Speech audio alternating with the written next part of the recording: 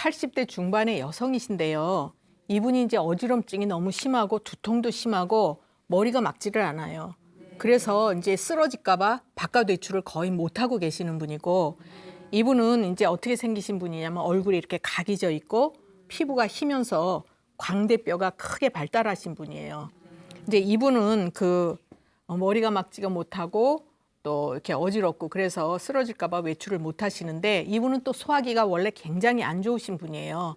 그래서 이제 소화도 잘 못 지키시고, 그다음에 이명이 있고 눈이 침침해서 잘 안 보이기도 하시고, 그다음에 이제 손발이 저리면서 또 허리 다리도 굉장히 아프시고, 이분 말씀이 본인 몸 전체 중에서 안 아픈 곳이 한 곳도 없다, 이제 이렇게 말씀하실 정도로 힘드신 분이셨어요.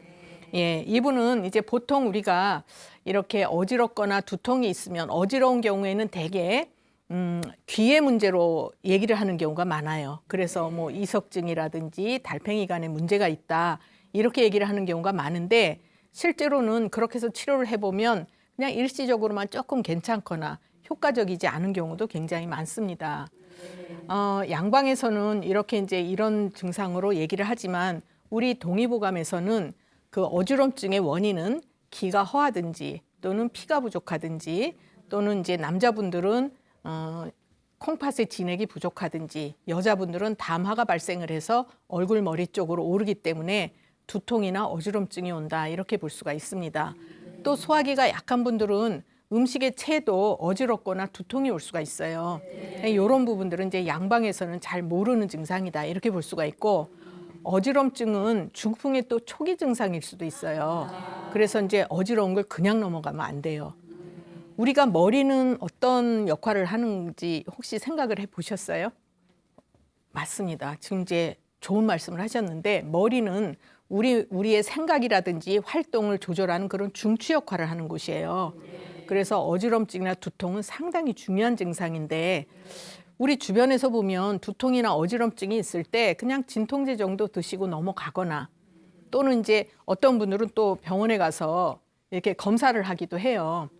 그런데 대개 이제 병원에 가서 CT나 MRI 이런 걸 찍을 때에도 그 검사상 아무 문제가 안 나타나는 경우가 있어요. 대개 이제 기계로 검사를 한다는 얘기는 눈에 보이는 뭐가 있을 때 결과가 나타나요. 예를 들어서 혹이 생겼다든지, 혈관이 막혔다든지, 또는 뭐 혈관이 좋아졌다든지, 이렇게 기질적으로 문제가 있을 때는 검사상 나타나지만, 그건 이제 양방적인 소견이고, 그렇다 그래서 환자는 불편한데 그런 게 검사가 정상이라고 해서 괜찮은 건 아니죠. 그럼 이제 우리 한의학적으로는 기능적으로 문제가 있는 경우가 상당히 많습니다. 그래서 이제 진맥을 한다든지 그분의 체질을 본다든지 이렇게 해서 원인을 찾아내고, 그 원인을 조절하면 두통이나 어지럼증이 치료가 굉장히 잘 되는 증상 중에 하나에 속하는데요. 이분 같은 경우에는 아까 소화 기능이 굉장히 안 좋다고 했어요. 그래서 이제 소화를 잘 시켜서 영양분으로 음혈을 충분히 만들어서 머리로 이제 영양분을 잘 공급을 해주고 맑은 기운을 끌어올려주고 이렇게 해야 되는데, 만들어진 것도 부족하고 또 기운이 딸리고 그러면 머리 쪽으로 이제 잘 공급을 못 해주니까 어지럽거나 두통이 생길 수가 있는 거고요. 그다음에 이제 손발 저리는 것도 뭐 여러 가지 원인이 있지만, 이분 같은 경우에는 소화 기능이 약해서 이제 팔다리로 영양분을 잘 못 보내줘요. 그러니까 손발이 저리고, 그다음에 이제 소화기가 좋지 못해서 음혈을 잘 만들어주지 못하면 허리, 영치 이런 쪽으로 잘 보내주질 못해요. 그래서 이제 우리 한의학에서는 엉덩이 둔부는 음혈지부라 그래서 음혈이 충분해야 이제 허리 다리가 힘이 생기고 편안한 거거든요. 그러니까 이분은 이제 그런 것들이 충분히 못하게 공급을 못 해주고 기능을 활발하게 못 해주는 거죠. 보통 우리가 생각하면 뭐 손발이 저리다 그러면 혈액순환이 안 되나 이렇게 생각하는데, 그거는 일부분에 속해요. 그래서 이제 사람마다 체질에 따라서 원인이 굉장히 많다, 이렇게 볼 수가 있습니다. 그래서 이분 같은 경우에는 우선 이제 소화기가 안 좋으시기 때문에 소화기를 튼튼하게 하고 기운을 나게 하고, 그다음에 이제 음혈을 보충하고 이런 치료를 해드렸어요. 물론 이제 연세가 많고 또 치료가 증상이 오래된 증상이기 때문에 이제 시간은 좀 걸렸지만 쭉 치료를 해드리다 보니까 얼만큼 좋아지셨느냐. 혼자서 이렇게 이제 버스를 타고 가까운 데를 다니실 수 있을 만큼 좋아지셨어요. 그러니까 연세에 비해서 굉장히 이제 많이 좋아지신 건데 이분은 제가 아까 뭐라고 말씀을 드렸냐면 여기 나와 있는 광대뼈가 큰 편이라고 말씀을 드렸잖아요. 이런 분들은 뼈를 튼튼하게 타고난 분들이에요. 그래서 굉장히 일도 재밌어하고 그런 분들 있죠. 일이 재밌는 분들이 있어요. 그래서 일이 있으면 그걸 꼭 해야 되고 또 일이 없으면 만들어서 하고 그러니까 늘 과로를 하고 사는 분이죠. 이분이 그래요.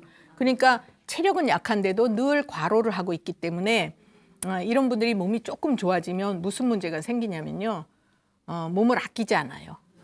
그래서 이제 가끔씩 뭐 치료를 하고서 완치가 돼요? 이렇게 여쭤보시는 분들이 있는데 환자가 협조를 안 해주시면 완치 안 돼요. 본인이 조심을 하셔야 되는데 이거를 이제 몸이 좋아졌다고 막 무리를 하고 다니시고 일 만들어서 하고 이러시면은 또 나빠질 수밖에 없는 거죠. 그래서 이제 요새 보면 운동을 가지고 또 얘기 많이 하시는 분들이 있어요. 운동을 많이 하면 좋을까요? 아니요. 여기 잘 알고 계시네요. 운동은 적당히 하셔야 돼요. 우리가 가진 체력 한도 내에서 움직여야 운동이신 거고 체력 밖으로 더 많이 쓰는 건 노동하시는 거예요. 그래서 항상 운동을 이제 무조건 많이 해야 된다. 이거는 맞지 않는 얘기고 청년들 있죠. 20대, 30대 젊은 분들은 운동을 하면 몸이 단련이 되고 좋아질 수가 있어요. 건강이. 그렇지만 이미 50이 넘으면 간 기능이 약해지고 심장 기능이 약해지고 이럴 때가 되기 때문에 몸을 아끼면서 본인이 할 수 있는 한도 내에서 운동을 하셔야 돼요. 그래서 이분한테도 제가 이제 부탁을 많이 드렸어요. 몸이 좋아지셔서 활동하실 수 있어도 또 무리하시면 또 바깥 출입 못 하시니까 조심하세요. 이렇게 이제 부탁을 드렸거든요. 그래서 이제 한의학적인 치료는 증상만 좋게 하는 것이 아니라 그분이 이제 건강하게 생활을 유지할 수 있도록 그것까지 알려드리는 것이 한의학적인 치료다. 이렇게 볼 수가 있어요.